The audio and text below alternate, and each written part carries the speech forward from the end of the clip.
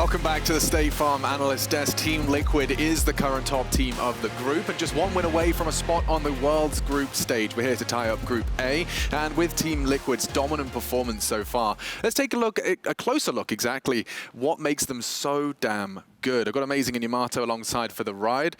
Gentlemen, Team Liquid have been a team, probably the most consistent presence so far at play-ins. Every game, we're getting a rinse and repeat, a nice, relatively neat and tidy victory. My question is how?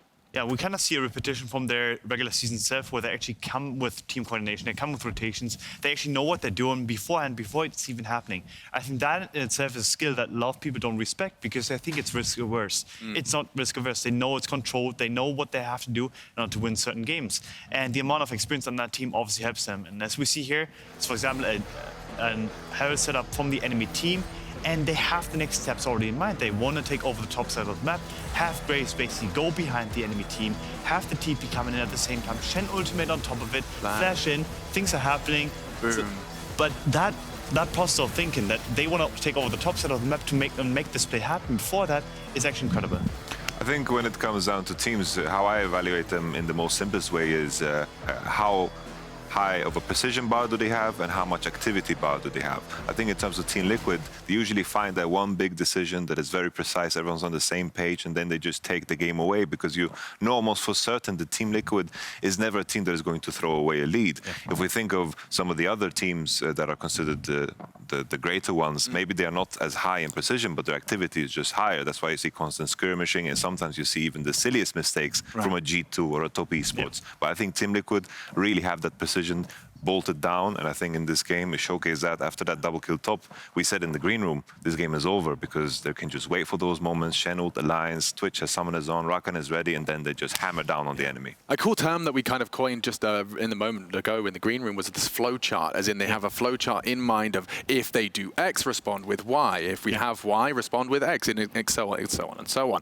But INTZ are the ones going up against them, and it hasn't been sunshine and rainbows for the boys from INTZ. The Brazilian squad from the CB LOL's international legacy has fallen a little flat. They did once upset EDG. You educated me on that one. But for now, looking back on times past, INTZ looking rather flat. Yeah, they do. And I think it's because they kind of like got away with certain things that they shouldn't have gotten away with to begin with, and they were punished for it. And then they realized, hey, like these close plays are not happening for us, and they lost a little of confidence. So I think that in itself has been hurting them too much. I do think that they have a potential shot actually upsetting something because they have done it before. They have had that history. So I think for now, what they have to come back to is honestly understanding, hey, we're playing against a team that is going to be a slightly more risk-averse, slightly more controlled, whatever it is, and we can maybe break it open in the early game. Yeah, and if I'm INTZ, I think the last team talk just has to be about confidence. You see, maybe your last game on the stage, make it count, make it look good, and it's against none other than Team Liquid. We'll see if INTZ can leave their mark as we do send it over to Quickshot and Cadril for Game 3. Thank you so much to the Analyst Desk, and welcome to the Shoutcaster Desk. I am Quickshot, joined by my grandson, Cadril, for the next 2 games. And the rules for tiebreakers are simple. Legacy, they're secured in the knockouts already. Mad could be tied with INTZ at 1 win, 3 loss. If INTZ win this game, we'll be guaranteed 2 tiebreakers. That's what me and the young man are looking forward to. If, however, INTZ lose to Team Liquid, we'll have 0 tiebreaker games, and the final match between Legacy and Supermassive will then determine that 2nd, 3rd seed. So a lot at stake, a lot on the line, especially for INTZ. They've yet to pick up a win, and frankly, they've really yet to show up on the international stage against Team Liquid, who have just been looking so dominant. Yeah, and if Team Liquid win this game, they're going to finish first in the group, straight to the group stage. So it's definitely a big game for both teams, first in the group or elimination. So CBLOL, Brazil in the history. They finished last in their groups last year in play-ins, the year before that as well. The year before that, in 2017, they actually managed to get out of groups, but they did lose the playoffs match into the group stage. Fenerbahce, 1907. Yeah. One of the best names ever, by the way. Let's turn our attention to the draft, and we'll carry on with that INTZ story in just a moment there, Cadril. I have a quick stat for you, as you may be aware. There is a holy trinity of picks here in the play-in stage. Orianna, Ornn, and Graves, all 3 of which 100% win rate. Okay. 7-0 Orianna, 6-0 Ornn, 6-0 Graves. So let's see if either of his teams can get their hands on them and whether or not INTZ can maybe use one of these power picks to pop off. And there's one of them already banned out. That's a Graves ban on the side of Broxah. It's a good choice, I think. So looking at the first pick Orianna, I think first pick Ornn, something like this is definitely the prio here. Maybe Ashe as well. They're the 3 main picks. It depends on the last ban coming out from the side of Team Liquid. They could ban away the Ornn if they want to. I mean, 100% win rate. What do you think about them for first pick worthy? You know, when we look at the fact that a couple junglers are banned out, the Volibear top lane is gone, and Orianna's going to be one of them. Yeah, Envy's been a really good Orianna player. It's been banned away against him in some of the other playing games, so not surprised to see that one picked up. Now, does Broxah go for the Lillia? Do they go for something like the Ashe? Do they go for something like the Rakan, which they've been blinding, but the Twitch is down, so it's not as effective. I would expect Broxah to play something more like Lee Sin. It's definitely his comfort, even though they're not denying it from Shini. I think it's one of his most comfortable champions, but they are going to go for the Lillia, so I think that's the first time we're going to see Broxah on Lillia. And Lillia as a champ, it has like a 95% presence rate at World's Plains. Significantly less. But it only has 1 win. 1 win, 4 losses. I think 5 losses after that last game. That's correct, yeah. So 20% win rate for Lillia. So let's see if... I mean, looking at stats alone, 20% win rate Lillia and 100% Orianna. So stats are INTZ favored by stats. Mathematically, 1 win, 5 losses is 1 in 6. I believe it's 17.5% win rate. Oh, it's 1 in 6, is it? Yes. Well, okay. 6 games played, 1 win, 5 losses. Oh, quick math. Yes, quick this math is another indeed. 7th. Okay, you got me there. Dude. There's the Ashe as well. Very strong champ. Surprise. Yeah, so expecting INTZ here to respond with... Could go for like the Ornn. They're going to go for the Sett flex, it seems. So they're probably picking up their AD carry as well then, because picking the Ornn with the Sett wouldn't make too much sense. So they are going to go for Senna as well. So the Sett flex into the bot side, Sett jungle, Sett top is debatable. I wouldn't expect it too much. So let's see what Team Liquid pick up here. They could go for a really strong support with Ashe, or they could just pick up the top lane Ornn as well, which is still open, which I'm kind of surprised that no one's picked it just yet. Would you prefer to see the Ornn right now? Well, you can invest 2 top bans, regardless. It's top or support, right? You can invest bans into either of them. I think mid lane can be safe for last pick, so I don't really need to pick it on 3 unless you're looking at something like a Syndra to match the Orianna. But it looks like Jensen can go 4-5. Don't really need to pick mid just yet. There's lots of mids open, so yeah, he's fine with that. Pick the Tresh, ban away 2 supports. I think they're in a really good spot. So no wins secured yet for that Thresh during the play-ins, but only 5% pick rate thus far. Tom Kench, first champion to be banned away, followed up by the Maud. If the Mordekaiser is banned out and we potentially have another top lane, does this indicate to you what could be the top lane pick? Do you think you'd want to see an Ornn adding into the composition here from Team Liquid, or what direction do you want them to go? Yeah, Team Liquid has really good engage right now. They have the Ashe, the Thresh, really good pick potential as well. So I'm expecting some kind of tank for them in the top side. Nautilus gets banned away, so that's 2 supports with the Thresh ban. Let's see what they ban last for the side of INTZ. They do have to blind pick top, so Mordekaiser ban. I'm expecting another top ban. They are going to ban away the Ornn. So the 2 tops that are mainly open right now. We're looking at Renekton, we're looking at Camille. So I'm expecting TL to pick their mid now and then just counter pick top, because obviously they first picked Orianna. There's no mid bans invested into the side of Jensen, so he has a whole heap of choices that he wants to go for. But the Lucian's open. We got the Syndra as well. When you have an Ashe mid and the Lillia in the jungle, you've got a pretty good mixed damage profile thus far already. Yep. So is the comfort level, or is there more options available to you? And Jensen's Twisted Fate has been banned so often in the LCS. It was open during the beginning stages of play-ins, and that's a very quick lock-in here. I think that's super, super good. If you ban away like the Mordekaiser Ornn, you're looking at a split push top here, like the Renekton, like the Camille, things like this. So the TF kind of negates that very well, especially with a counter pick top. So that gives lots of options to TL. They do have a lot of stacked CC, so Merc Treads is very valuable for the side of INTZ in terms of efficiency, but good draft so far. They need to round it out with a sort of a team fight or a split pushing AD top. So they are going to take away the Camille. So maybe a Renekton for the side of TL could really, really work really well, I think. If you play TF Renekton over side, shuts down the Camille. So the Sett looks like it's going bot. So are they going to pick their jungler or their support here? What makes you think it's going bot? What indicates that to you? Well, there's quite a few jungle bans, not too many. It depends what Shini wants to pick up here. He could go for something like the Gragas if he wants to put the Sett into bot side, but Sett into Tresh, I don't think it's the best matchup. So they are going to go for the Alistar. So it's going to be the first Sett jungle game we've seen in Plains, I believe. Yes, I believe so too. And this will round out the team composition here for INTZ. Do or die. Win this game, and you have a tiebreaker scenario with Mad Lions to make it into group. Lose this game, and INTZ go home winless from the 2020 World Championship. Alistar was the last lock-in, and we're going to figure out what that final AD top is. They go for Renekton. Will be the Renekton. Yeah. So let's zoom out. Tell me what both of these team compositions want to do. So you have the TF, you have the Renekton. That's a 1-3-1 right there. The Ashe Thresh is going to have really good mid-prio. They have good engage. They can move to sides. So The only thing I don't like about INTZ's comp is Camille is kind of countered by Renekton. On top of that, you've got the globals as well from the side of TF. You have already jungle prio, so it's going to be a bit difficult for the side of INTZ. They need to get this Camille rolling. They need to get the Orianna rolling as well. I think they have their bot lane's going to get pushed in most of this game. Senna, Alistar into Ashe Tresh. I don't expect them to ever really get the push, so I'm favoring TL on the Drake side. I'm favoring TL on the Herald side. Level 6s, they're definitely going to come online, but it's all on Shini. Can Shini unlock Envy, basically? That's how we're going to focus on this game, I believe. So if Shini can early gank mid, we've seen it so much to Sett mid ganks. Try to get Jensen's flash early, make sure he's under tower, and then try to get Envy around the map so that when Jensen pops the ult, he can respond. I mean, Orianna is currently 100% win rate. Let's see whether or not this mid-jungle duo from INTZ can work out. The coaches will shake hands for what could be the last group stage game for both teams. That's right, COVID-approved fist bump instead. And I'm going to go back to what you were saying, Kadril. You were reminding all the viewers that the CB LOL and the Brazilian representatives have failed to make it out of play-ins. Last year, they lost the tiebreaker game and were eliminated. 2018, lost the tiebreaker game in groups, eliminated. 2017, they won that tiebreaker game, but then ended up losing to 1907 Fenerbahce. 3 tiebreakers in a row they've had in the last 3 years. So if history is bound to repeat itself, I'm expecting a 4th tiebreaker, which means INTZ is going to win this game. And their draft's not too bad. I think that they have really good efficiency towards itemization against the comp of Team Liquid. Lots of stuns on Team Liquid, lots of CC, lots of point and click abilities. So QSS, Cleanse, all these Merc Treads, Tenacity, just stack it up.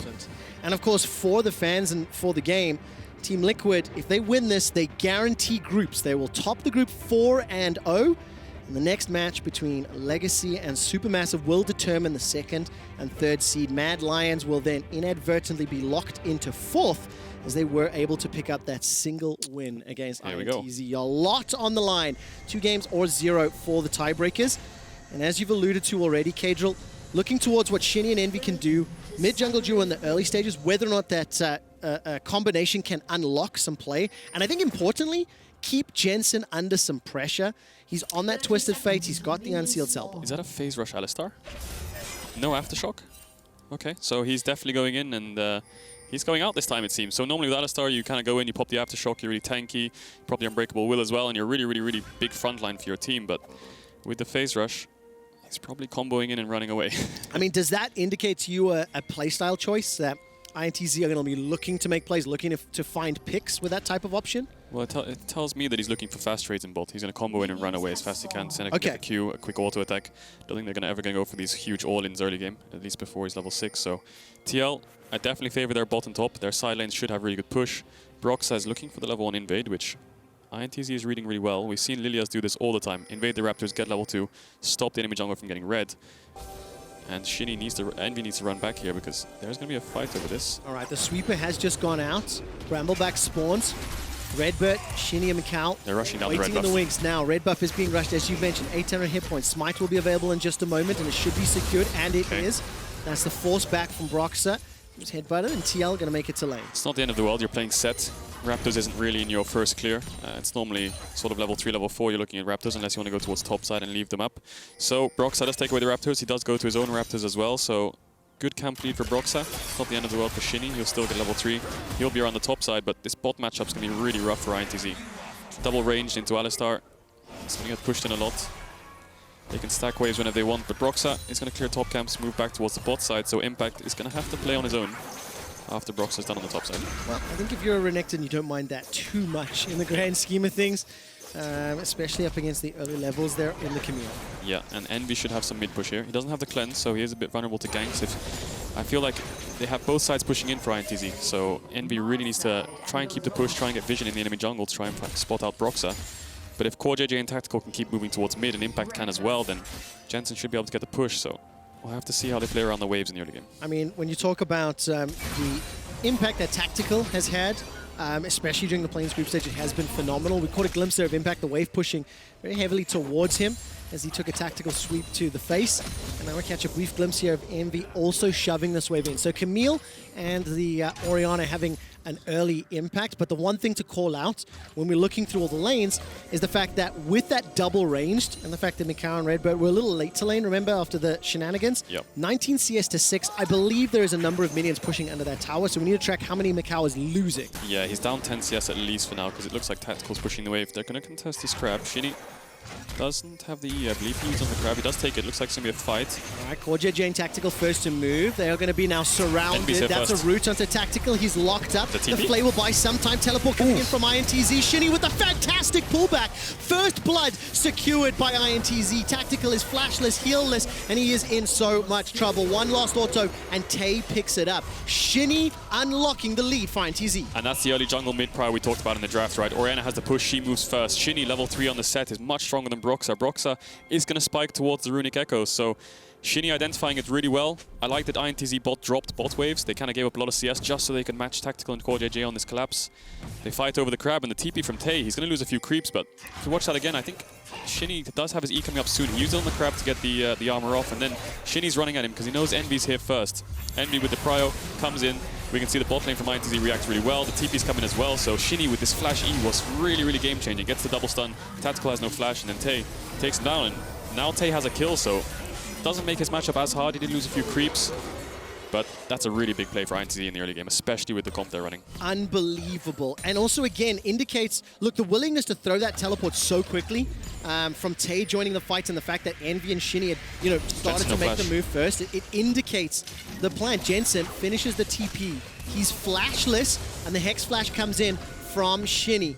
Needs to be able to land the full combo. Jensen's out of range, out of vision, and the gold card will connect. Now, Impact making his way with the help of Broxah as well. Envy's bitten off more than he can chew. Impact turns his attention to Shini, and just like that, Team Liquid find themselves a counter. Good response from Impact. Broxah was quite far away. I think he just about finished the crowd camp, ran down, and Impact with the TP. He responds really well. Doesn't pick up anything, but the fact that he TP'd meant that Envy couldn't run towards mid, so that means he did die. So lots of trading in mid.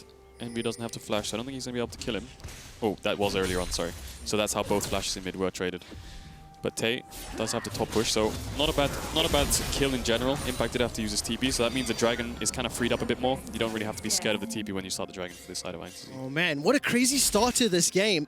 It could be the last regularly scheduled ones here in the group stage, of course.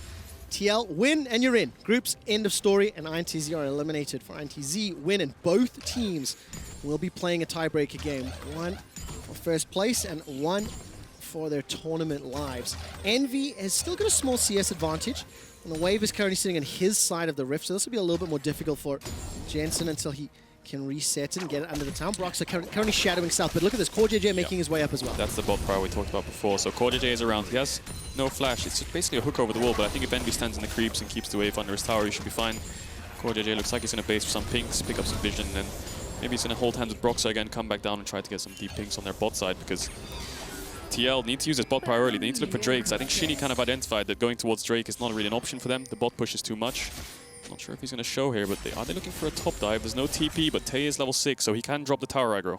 Impact does have access to his flash for the time being, and I don't think Shini's shown at all. So Tay will be happy just to put some pressure. And Impact playing so respectful. Yeah, I think he's trying to soak the XP and get to level 6, and then he should be able to hold the tower dive 1v2. He's probably very close, so good respect from Impact there. He is going to spot Shini, so that could give Broxah the information to start Dragon. I mean, you can feel the tension, right? And I really like seeing Impact backing away instantly, recognizing there was the potential threat. While this is going on, by the way, take a look at the minimap. Broxah invading to steal away this red buff. Hasn't pushed too much vision deep into the territory, and RedBert will be backing away and think he'll just spot Broxah taking that blast cone over the wall. So we'll be fully aware the red buff is stolen. Shini arrives, and he's definitely a sad panda. That control ward is just taken out there inside. Out, that's the flash, the engage, the headbutt pulverized, gold card comes out, the unbreakable. The phase rush, baby. Phase rush does it for RedBert. That was a good response from RedBert. Instantly flashed in as if Envy goes for the fight, but Broxah has taken away so many camps from Shini. You can see the CS on both junglers. Shini just needs to get some more XP, but that's huge for the side of INTZ, sorry. Now Jensen is down around 20 CS. He's not going to lose a plate, but Envy's online. That is fantastic from RedBert. And I love that just 5 minutes ago we talked about the playstyle, the mentality. Yeah. Now you see the phase rush. It works out. But I think more importantly, the heads up, the ability to roam and be there in position, and then the instantaneous reaction to force the flash after the shockwave. Yeah, and when you push in bot waves, you have windows of opportunity, right? When the wave crashes, you can move towards mid, or you can base and run towards top for the Herald and stuff like this. So I think RedBert, that was his only real window to get towards mid because of the bot push, and he punishes it so well, instantly reacts and gets the kill. So Herald's on the cards. We'll see what INTZ want to do about that. Looks like micaO is running towards mid. nope, he's gone back to bot side. Well, it's really important to focus on the CS differences, of course, because of the pressure that Tactical and CoreJJ have been able to have throughout the first 8 minutes of laning. They've built up nearly a 30 CS advantage, right? Yep. Which is gigantic at this stage in the game. Now, conversely, it's 16 CS difference between Envy's Orianna and Jensen's Twisted Fate. And I think the early levels of the Orianna, especially trading with a passive into TF, is really difficult to deal with. But then add on to that the 3 assists, the roams that we've seen from Envy. We just saw again Tay and Shini moving into Team Liquid's jungle. There's an even gold game, despite there being 2 kills in the advantage for INTZ. I like the decision making by INTZ here. They drop the Herald, they go back bot, try to push it in, get some blades perhaps, and deny some waves. Just recover the CS. I mean, they have Orianna and Senna both sitting on the tier, so you don't really want to look for these 9-10 minute fights, level 6 spikes when you have a tier or your goddess on both your carries. So good identification by them. Shini should move towards the bot side, try to cross map it. Try to get the dragon, some setup towards there, but Tactical should be back in time to catch the wave, so they won't lose too much on the side of TL. All right, but they will get that Rift Herald unlocked. So where does Broxah want to use this? It's a 400 gold deficit for now, and micaO will be able to pick up that first plate with the help of RedBert, ushering in the minion wave. They start to back away. And just take a look at the wards as well, inside the red buff of Team Liquid. A little bit of deep vision there from the side of INTZ. They've replaced the control ward inside that Dragon pit. And I know Dragon has been a point of contention. The fact that Tactical and CoreJJ have had such dominance in control. Headbutt, pulverize, and instantly running away. That was that quick combo that you were talking about, Cadril. But look at the support. I didn't even see Shini and Envy. They make their way down. The shockwave catches Tactical, but here comes the Destiny and the gate. CoreJJ connects the death sentence, and Envy is sentenced to death. It ends up being just a kill to Team Liquid. The response was fantastic. Yeah, and INTZ, they did have good mid-jungle prior. They moved towards bot side. Broxah responds by coming through lane, and Jensen just ults in. So no matter what, when you go for these plays, it's going to be a 4v4 if you don't know where the enemy jungle is, and they have TF. So not the greatest of plays. They didn't get a kill on the side of TL, but they got both their flashes in bot lane. So if they can punish that later on, that'll be big. But Envy does die for that, and maybe TL can look at something like a dragon here. But Tay is moving towards mid. He has TP as well. Oh, this is a little scary. A bit of a risky TP. Yeah, teleport will conclude. Jensen and Broxah back away instantly. It does feel like if Team Liquid wanted to go for the dragon, they have the tools to do so, right? You know, they've got the ability to shove out the waves. They've got the ability when Jensen has the Destiny available for some additional info. They're not pulling the trigger yet. And look, they're ahead in gold despite being behind in kills. Yeah. And I think that is a testament to their farming ability, their mechanical ability, and the response to the pressure they're under. But Broxah hasn't responded with the dragon in the first 10 minutes. I think now they won't really have much dragon pressure. I like the way Envy and Shini were playing the map. Even though Envy did die on that dive, they finally got the bot push for micaO and RedBert, and they wanted to keep it. So going towards bot side was really big, as Broxah finds Tay on the recall. Chase him down. No, he's going to Herald top here, so Impact is going to get really strong. He's already leveled up. He's got a 10 CS lead. Tay won't be able to catch his wave, and he's just going to have to give up the tower. I think Impact's going to be really strong after getting so much gold. Well, with the help of Shelly on Envy's the group, it's not going to be able to kill the tower just yet. Envy's response has been quick. Envy's been very mobile around the map. I think you have to credit the fact that he's roamed bot multiple times, now roamed top. He's still ahead in CS. So huge kudos here to this Orianna. Yep. And it is the Orianna and the Sett combination that we were talking about that needs to do big things here for INTZ. But they are starting to fall behind. Is the dragon and the threat, the looming threat of the Soul, enough to counterbalance the 1200 gold lead that Team Liquid are in? I wouldn't say so. Looking at the champions, gold on the side of Renekton and TF is a huge, huge deal. If they can get their 2-3 item spikes, play over sides, then you're under so much map pressure. So being able to get the 3rd and 4th Drake might be difficult for INTZ when both their sides are getting pushed in, and they can't really answer it. So TL's definitely in a good spot. Envy did drop a mid-wave, so he could defend that top tower, but it did go down in the end. So Impact does get the solo gold. But looking for another dive here. He could flash behind them. He has the ult. Envy's looking again with the roams, like you said, but Broxah is here to respond, and Impact and Jensen have TP. INTZ may be learning from that play as well. They looked like they were going to go in, decided to not pull the trigger. I was looking at the minimap to see around vision or warding if they'd spotted something to indicate maybe, you know, Jensen could arrive. But keep in mind, Jensen and Impact both have teleports. So they could have joined that fight. Tay does have his TP available as well. And as we're now moving towards that 15-minute mark, that gold lead is ballooning. 2,000 for Team Liquid. Blade of the Ruined King picked up for Impact. Rod of Ages for Jensen, and it's just thrift shopping. Other than the Manamune, it is still elements of the first big purchase for INTZ. That Blade of the Ruined King on Impact is huge. 12 minutes in, 13 minutes in, he has a Blade of the Ruined King and a Ruby Crystal. He has the boots, so over side, he's probably he's gonna beat Camille really hard. So Tay is looking to catch some mid waves. He really needs that Triforce and Death Stance before he can really start to answer the Renekton. I think it's quite favorable for the Renekton this matchup especially. So Tay using the sweep of that to see if Broxah was around, but he's gonna catch the wave on the tower.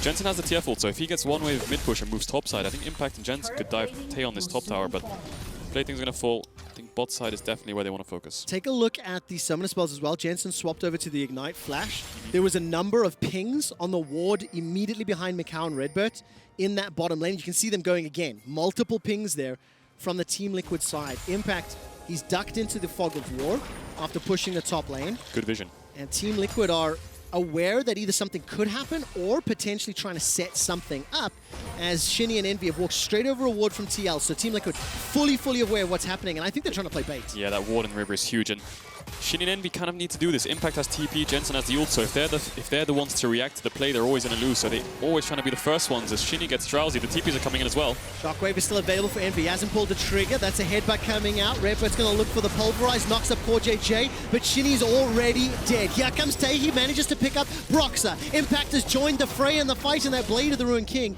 is wrecking Tay and RedBert's HP. It's a 1-for-1 trade. It's a 1-for-1. Both tops use TP, both tops use ult, both tops use flash. They both get a kill as well, so they trade 1-for-1 overall.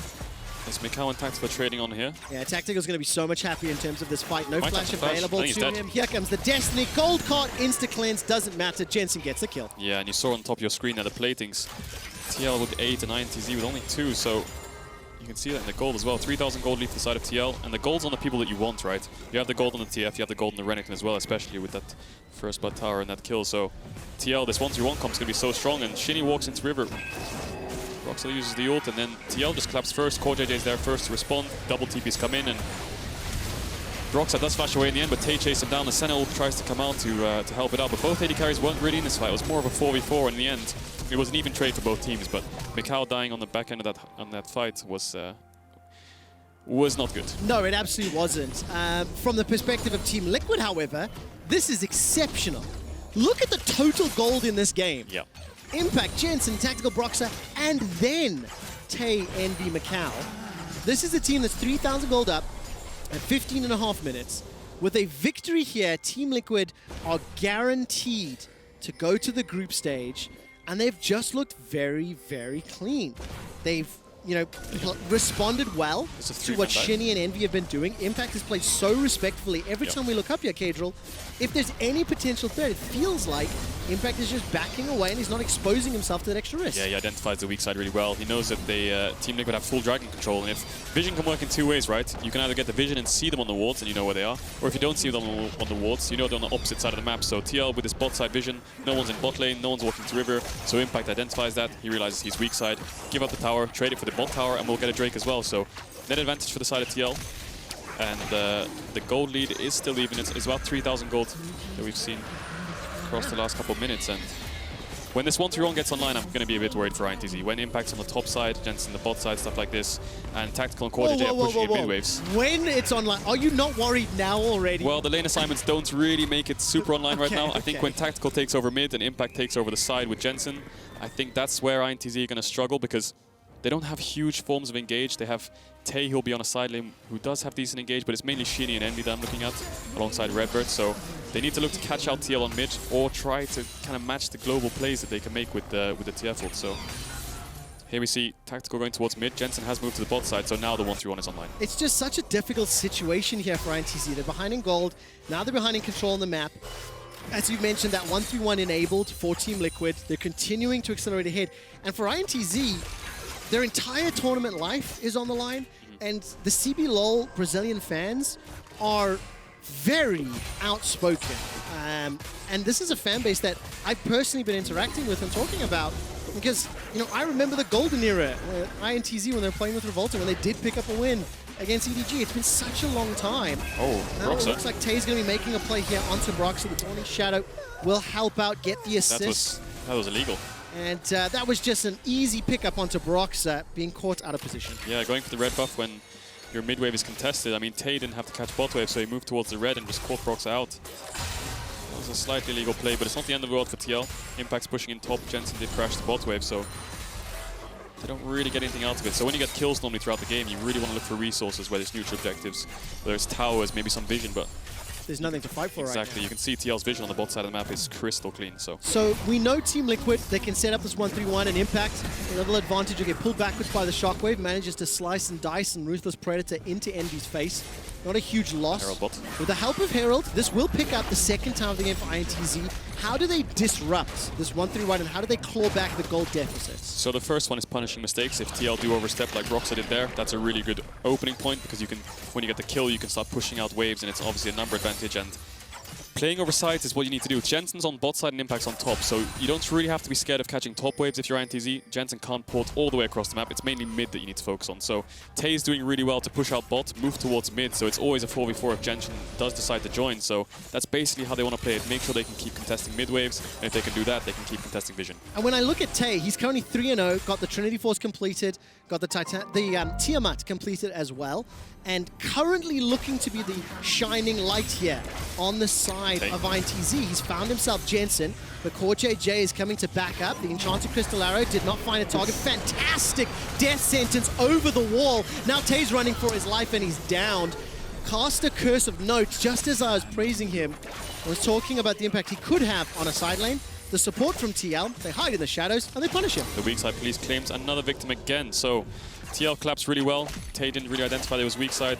The bot wave was crashing on his tower. He thought he could catch Jensen there on the recall, but he didn't really have the damage. He missed the hook shot, so look at top side. That's where INTZ are kind of focusing their resources. Tay shouldn't have really died there, but they are going to crash some top waves. Maybe they can get some deep vision. We're seeing the pinks come across, so not bad overall, but that kill is going to make him lose a lot of waves and bots here too. Kadrill, is it fair to say that Tay was caught by the weak side police while Impact has respected the rules of the weak side police? He has respected the law. Not yet been fined, not yet broken the law that the weak side police are currently enforcing.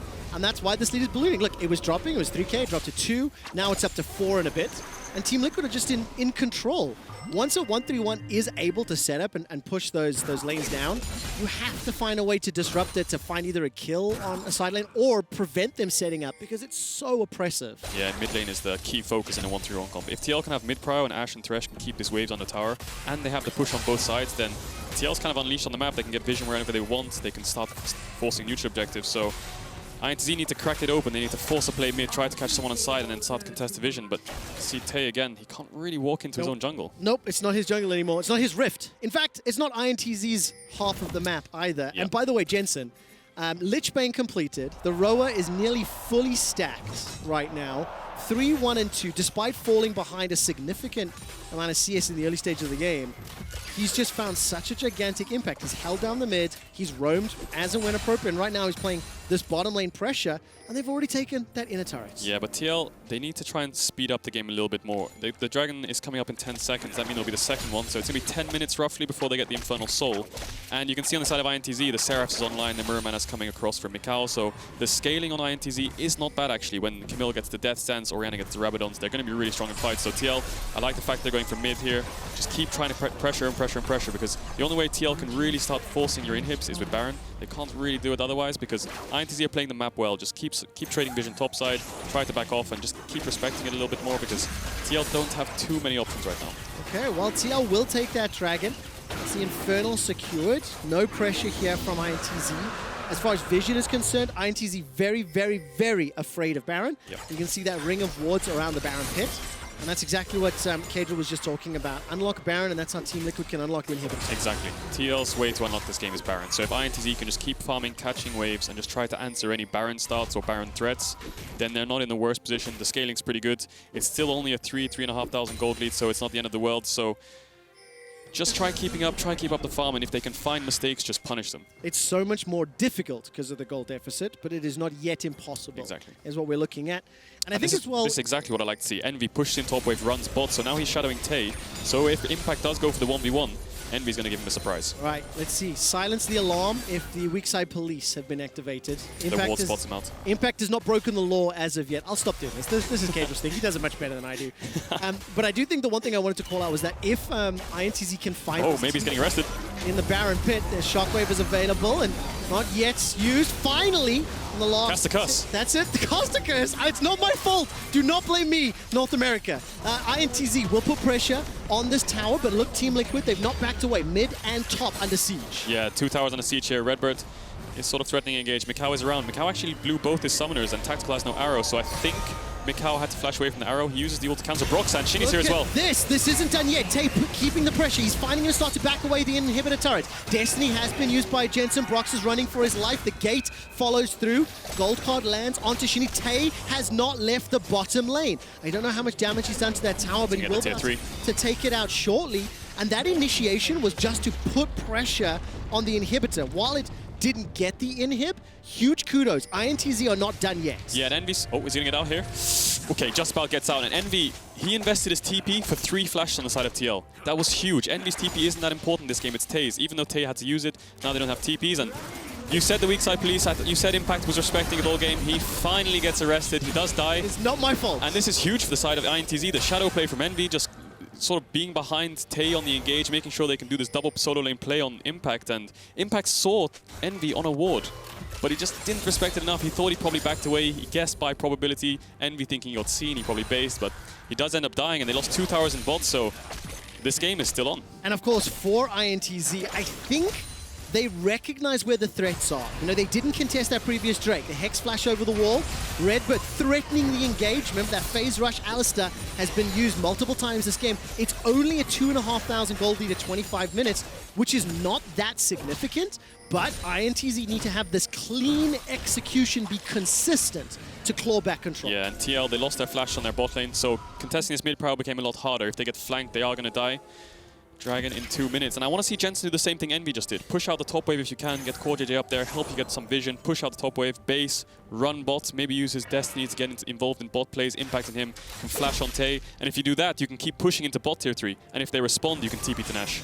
Oh man, okay, so Team Liquid, they have had answers to everything INTZ has thrown at them. Envy's going to make his way through the red buff pit. But Impact was able to escape. I was waiting to see if any further shenanigans would play out. 1.5 minutes until the next Infernal. Remember, no flash on Tactical. RedBert, he gets the headbutt, the pulverize, the lanterns available. He's dead. He's done. INTZ find their 7th kill. Now Tay has picked the fight with Impact. He's locked inside the baby cage. The Shockwave is still available, and so is Command Protect. Dawning Shadow comes out, flash forward, Shockwave, Shini gets Impact. Do they go Baron? Maybe they can. I mean, Tactical tried to contest midway. We just said it 30 seconds ago. If he walks up, he can get engaged on. And he did. And Tay identified it really well as well. Impact tried to help. He didn't want to TP, he just wanted to collapse. And now, INTZ, they have decent Nash damage. Jensen's pushing in top. Broxah's alive. He has no flash, so getting in the pit's hard, but maybe CoreJJ can help him out with the lantern. All right, there's the Destiny has been used. Where does Jensen go? Make his way to the mid lane. Push the tower. INTZ look like they'll pick up the Baron uncontested. Is this the right call? This is the right call. You can't contest this Baron. The Destiny spots everyone out. You know there's no way you're going to walk in there. The Sett has ult. There's just too much to walk into. And they traded for mid tier 2. It's a good identification. It's not the best thing in the world, right, trading Baron for mid tier 2, but it's the best that they could do in the scenario they were put in. Oh man, look at this now. Tay, he's got the Death Dance completed, and we'll talk about that in a moment. Great engage from RedBert. Yeah, Tactical's contesting midway, but like you said, CoreJJ wasn't in position to lantern him, and Impact tried to collapse as well. Tay identified it really well, so just 2 big mistakes from TL. Don't contest midway with no flash and CoreJJ's on around, and don't try to collapse when you have no vision, and Tay's first to the play. CoreJJ, what I love about that is just moments before you were highlighting how risky it was. And while we have got vision and we have the patience to look at it all, INTZ recognized it in-game. I think RedBert has been one of the initiation superstars this game. 106 on Alistar. This phase rush combination has been working, and now with the mid tower secured, 5 to 6 for INTZ and TL, and it will be the second Drake. Soul is going to be a long time away for both teams. It's a long way away. We're talking 10-15 minutes here, depending on who gets the Dragon. So this is big for INTZ. They've clawed the gold back to only a 1k deficit. They got mid tier 1, so they can push in the waves now, and they have Baron on a Camille, who's 2 items. So Impact might struggle on the side lanes. Jensen really needs to use his lead. He's been sort of 3-1-2 for the last 20 minutes almost. Yes. He needs to really get himself involved with Impact, start ulting onto side lanes and helping him out to push into Tay. Now with the rapid fire cannon in Jensen's inventory, I think it can unlock some of that additional pressure on the inhibitor turrets. Yep. About 10 minutes ago, we were talking about how Baron was going to be so crucial for for INTZ to take that down, but I think the empowered autos from that rapid fire can do some work. But similarly, micaO, rapid fire, Ghost Blade, Mirror Mana, completed, working towards 3 items for multiple members on INTZ. And I think their initiation, their willingness to pick some fights is something TL has to respect. Yeah, and we talked about INTZ scaling around sort of 10, 15 minutes ago. Catch the waves, get your items, you've got the Mirror Mana, you've got the Seraphs, building towards the Rabadons as well. So the longer this game goes on, 5, 6 more minutes, INTZ is going to build up these items. They're going to get things like the Rabadons, they're going to get the Stone Plate. Camille's going to build towards things like the GA, so it's going to be really hard for TL. They need to try to make plays over side. Like, look at Tay pushing in top, maybe they can do something on him. Yeah, maybe that's the case. Look at the Shini and RedBert. Flash available for RedBert, doesn't need to rely on that Hex Flash. And if you're watching at home and you are an LEC fan, right now you're an LCS fan. If Team Liquid do not win this game, INTZ will face Mad Lions in a tiebreaker do-or-die game.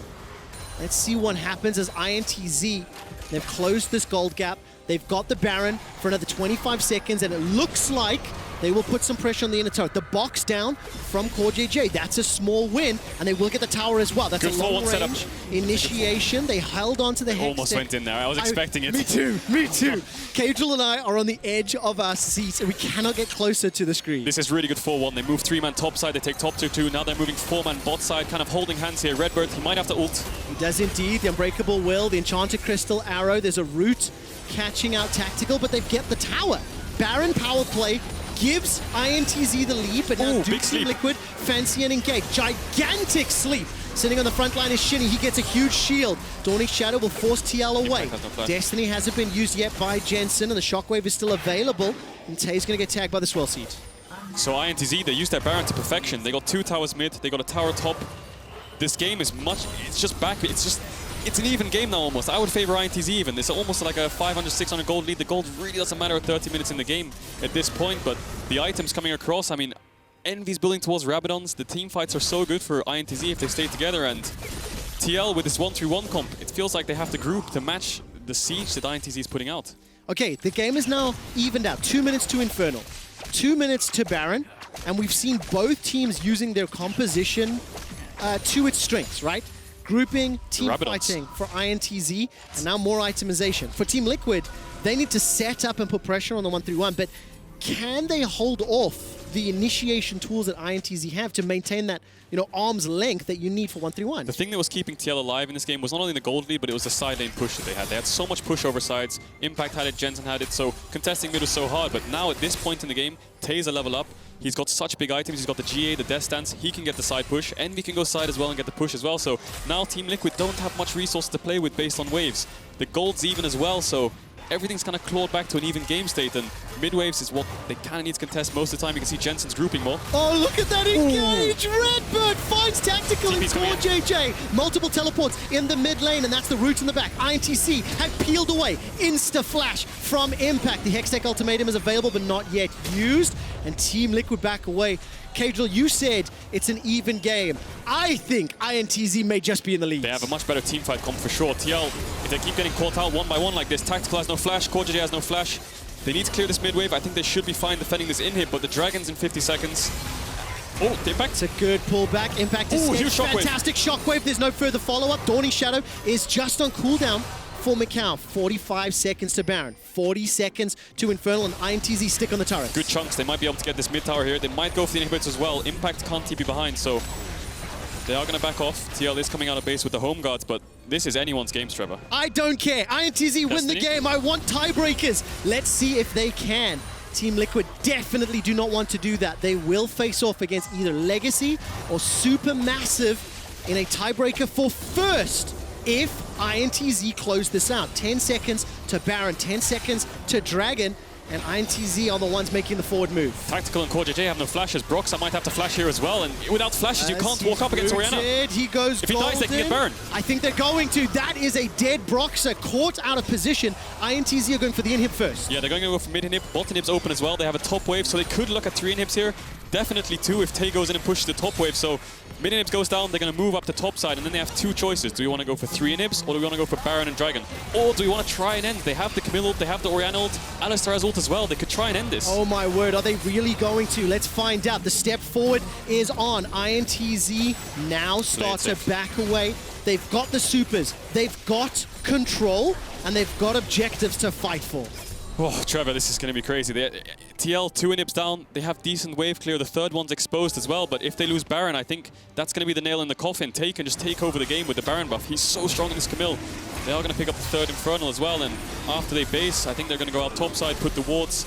Envy or Tay is going to go towards the bot side, play the 4-1, try to threaten the inhibs. And TL, they need to make a pick. Jensen and Impact, these are the solo laners that need to make plays. 2-0-6 for RedBert. The support for INTZ, he has been able to avoid any punishment. Every time he's gone in, it has been to an advantage for INTZ. That phase rush is working out. The third dragon was just picked up, and INTZ now to deal with the Baron vision, and you can see them pouring resources towards that objective. They've got supers making their way towards the Team Liquid base, and I think if they get some defensive vision, they'll feel empowered and emboldened to go for that objective. Yeah, INTZ trying to clear out some topside vision here, and that's the problem with TL. They're going to have to face check if they want to contest this Baron, and INTZ have so many tools to stop them. They have the Orianna ball, Tay can engage whenever he wants, Shini has the ult as well, so contesting this red side vision is going to be really difficult for them. I think they need to kind of push out the waves and then try to contest with the Destiny. I think the Destiny is the key point for this Baron, because then obviously they can spot them out, they won't get caught, but INTZ signing up the Baron here. Look at Broxah doesn't have flash. Yeah, there's not a lot of threat just yet. Broxah finally making his way up. The blast cone is already popped. RedBert. Destiny has been used. RedBert throws down the Unbreakable Will. CoreJJ can Death Sentence and Lantern across, decides not to. And the Baron easily secured. Now, is there a follow-up fight? The answer is no. Double super minions in the top lane, single in the mid lane. And INTZ will back, spend their very hard-earned gold, and now look to siege the final inhibitor before the Nexus. TL, they just don't have answers. They're lacking the flash on tactical. CoreJJ and Broxah. It's so hard when your jungle and AD support don't have the tools to be able to face check. They can't flash away. If they do get caught, they're going to die. So that Baron instantly goes down. They don't really have anything to threaten the steal as well. So INTZ, good identification. Just finish it. Let's get out. We have 2 inhibs. Let's play for bot inhib. Let's kind of hurt them in their base and just try to poke them down on the Nexus towers. Kadril, how did we get here? Because it felt like Team Liquid had everything. They had control. They had the gold lead. They had the 1-3-1. But somehow they lost control. Broxah getting caught a couple times. Jensen wasn't using his lead to help Impact get the push or make it like collapse on Tay. It was the other way around. Envy doesn't have a global, but he was the one collapsing on Impact, opening up the game, and Shini gets hooked, a little bit of chunk, and now you can see they're going 5-man bot. I would like someone to go mid as well to sort of get the waves in, perhaps Tay, but it looks like it's going to be a 5v5 stare down. There's no tower, so if INTZ want to engage this, they can, but Tactical has flash really soon. Well, listen, the 5v5s have gone the way of INTZ over and over and over. INTZ a win here will set up that tiebreaker with Mad Lions and replicating Esther. That's it! Tactical's dead! He's down! There's nothing he can do against the Envy Shockwave. There is a reinitiation here from CoreJJ. He's pulled backwards by the showstopper. He manages to help set up the kill into MicaO, but now CoreJJ and Impact are trying to do what they can. That's another pullback from Shini, and Impact will get taken down in a matter of time. The slice, the dice, the Ruthless Predator will not be enough. And take a look at that. INTZ are not yet eliminated. INTZ will take down the undefeated Team Liquid, and INTZ will face Mad Lions for a shot at playoffs. Trevor, history repeats itself again. It's a tiebreaker for the CBLOL again in World's Play-ins, and it's against the LEC. Unbelievable turnaround. Impact looked shell-shocked.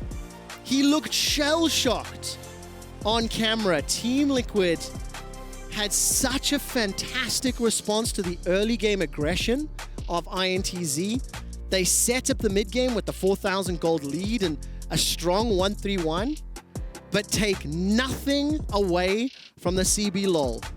The final chance to step up, and they did it in style, and they did it following RedBert's engages. You can argue Liquid made mistakes, but damn did INTZ make plays. Yes. They identified how to crack open the 1-3-1. They shut Impact down. Tay was unleashed. Envy and Tay, my MVPs, just going around the map, holding hands. They played so well together, and they brought that game back. I'm so surprised. It's crazy. It's unbelievable. So we know for a fact that INTZ will face off against Mad Lions for that final spot in the play-ins knockouts. What it also means is Team Liquid will have one more game for a shot at first. Depending on the winner of Legacy versus Supermassive, the victor of that match will then face Team Liquid. Let's take a look at INTZ Mercedes drive to victory as the final fight in Team Liquid's base. And it was just the nails in the coffin. And look at Tay in this fight. You think the fight's close because it's like a 4v3 on the bot side. Tactical gets popped and micaO dies, but just look at Tay. He just dives between the Nexus towers. He ults onto Jensen, kills him. Broxah comes back to try and help him, and then he just kills Broxah as well. So the 3v2 on the bot side, I mean, INTZ's team fights were crisp this game. Yeah, they really, really were.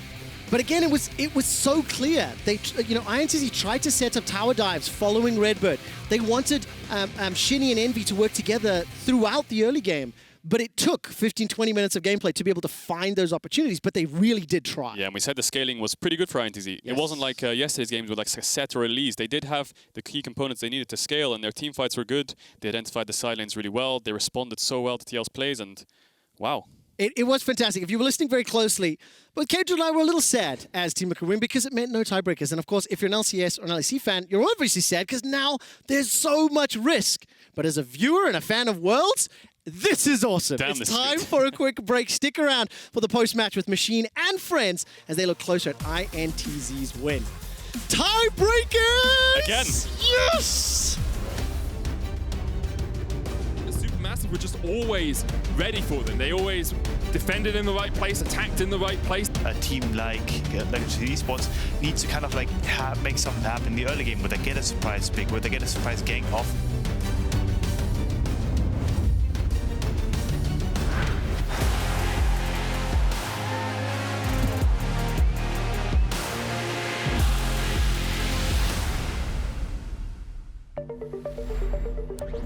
I don't really consider it gear.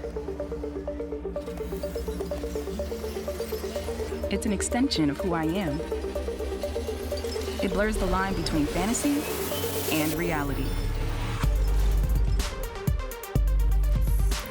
Sometimes, I can't tell myself from my machine. I think that's by design.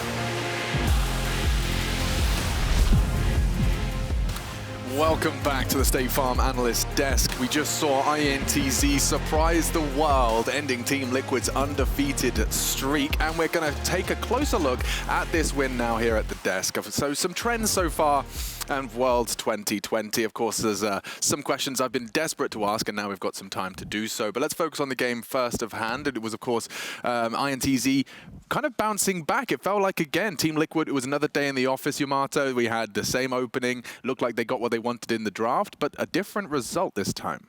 I don't know if I could go so far to say that what they wanted in the draft. I felt like almost Team Liquid borderline experimented because they played a composition that relied on split pushing, snowballing, Impact being in a position where he needs to find dominance, while INTZ were in their comfort zone where they need to be the one to call the shots in team fights. And this is something that they showcase in other games, but just because of the mismanagement of side waves, they kind of fell behind. I think all in all, this is the INTZ we were all hoping to see. Right, just perhaps a little too late, but it is for survival. Let's not forget INTZ were about to be eliminated had they conceded that. No tiebreakers necessary, but a little bit of CPR right at the end of players. It seems to be that way.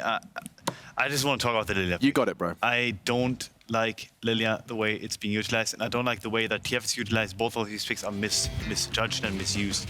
So Lillia obviously has certain tools in team fights that she can work with, but she's really prone to be hard to seed. So what you want to do, you want to kind of have a range engage, especially with the rolling ball, making sure that you land on a priority target, then sleep the target, take it out of the team fight in some kind of way. For TF, it's kind of a similar thing where what you want to do with that is, like, at some point you just want to transition to a split push heavy style where you go on the side and you don't want to pursue the 4-1. And with Lillia, we see it right here. She's pick up 95.2%, but she is a winner of 16.6, which is a 1-to-5 ratio. The stats don't add up. I mean, clearly, the world's best players at League of Legends consider Lillia a must-ban, must-pick champion. 95% of the time, it's either picked or banned. It's only picked up one measly win. Even Team Liquid couldn't pull it out couldn't convert it, and that's the first loss with Lillia on that. I think in situations where we've seen it have success, for example, in the LPL or in the LCK, that is when a game start off from level 1, because Lillia's biggest strength is level 1, and then it just turns into a fiesta, and the games are a bit too stable. Another thing that has been realized by most teams is that Lillia's biggest weakness is just hard ZC. Very commonly, we see that Alistar lock in almost right away when the Lillia is shown, and if Lillia gets comboed, she isn't tanky. She's running around, has move speed, but a combo doesn't give a damn about move speed, right? Right. Well, I mean, you saw Setts and Alistars all just making it very scary as the wrestling moves, the Archeos out of nowhere. But a man who has not been nowhere, it's Mr. Ornn. I'm so sick and tired of Mr. Ornn, Dr. Ornn. He is once again continuing to flex, and I think the stats back it up. Take a look at that win rate, 100% for the GOAT God. You know, in Ornn's case, it's one of those scenarios where some teams, they just get bored of like playing it, so they stop picking it and suddenly realize that they can't play anything else, or they lose suddenly because they don't have it anymore. I think the pick itself is such a main facilitator for certain 4-1 comms, and people don't identify that it's actually like more or less a placeholder. You can replace it with something like Malphite, you can even replace it with something like maokai or GP. But make sure to keep at least like the tank within your realms, and make sure that that's actually in your comms, because then you can still play a playstyle. We saw it last game. TS shied away from picking it, and whatever was as a result. Yeah, and I wanted to make sure you you explained your point as well, because, you know, when we come to the conversation of online versus LAN, I actually think that the lay of the land here is a perfect chance to bring it up, because we have Team Liquid, who we spent time in our pre-match discussing how they had a trophy cabinet stocked, semi-finals, world trophies, etc., plus the fantastic rookie of Tactical, and you see them top of the group. I imagine that experience is carried over. In stark contrast, I wish I had the number, but when in brief conversations off the top of the dome, about 14 LAN games played by the Mad Lions roster due to these COVID circumstances removing them from the stage.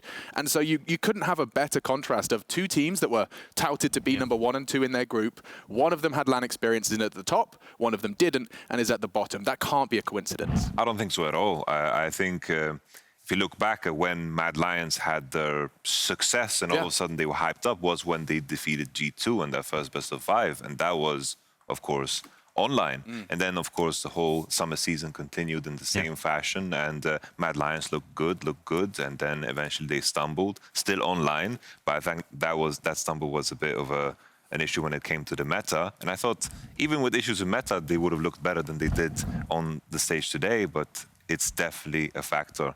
I think it's gone past assumptions at this point. Yeah, there's so many outside influences coming in when you suddenly transition to a LAN stage, because first of all, like, this may sound stupid, but obviously the desks are different. Suddenly the difference between the mouse, how far it is away from your hand, how far it is away, like the keyboard, how it is positioned, how far away the monitor is. Like, this may sound really casual, but it actually makes a huge difference in the light influence and everything like that. And seeing the other people in front of you, you have such an amount of tension within you suddenly when you get to the LAN stage that is incomparable to that online stage that you usually face. To be a bit of a court jester about it, but you know, it's true. You could be beating G2 in a best of 5 with your dog at your feet. You could have a bag of your crisps of choice. I'm not here to product place. You know, and you could be playing your best of 5 like that. Then he goes to Worlds and you've got an admin with his laminated cards going, is everything good? Yeah. And it's like, oh yeah, I think so. And suddenly it's Worlds and you're down 0-3. You know, it is definitely a different experience. And with INTZ's win, let's see where that leaves us before Legacy versus Supermassive. Group A, we're looking to conclude it. It is tiebreaker territory, and you can see why. Mad Lions and INTZ will be battling for survival. We'll see if Lion is on the menu at the Brazilian barbecue.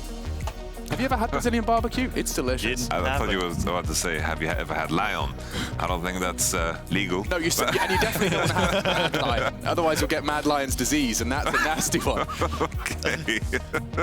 But regardless, the loser is eliminated from Worlds 2020, and the winner moves on to the play-ins knockout stage. So it really is do or die, sink or swim, all on one game. The winner of Legacy and Supermassive will fight TL for the first place in qualification to the Worlds group stage. That's a lot for Legacy, to be honest. Isn't that crazy? Yeah. Especially after day one, that like those expectations, it's kind of the PSG story all over again, where suddenly we have to adjust our expectations towards a team that has actually overperformed totally, coming in from a minor region. And honestly, like especially the last game, they took that win. They didn't it didn't just fall into the place and into the labs. They took it from them. Well, of course, when you're so close to the conclusion of play-ins and still there's so much to play for, it is all on the lines. We are stepping away, and in a few minutes, Legacy and Supermassive face off with the winner earning a shot at first place. Don't go anywhere.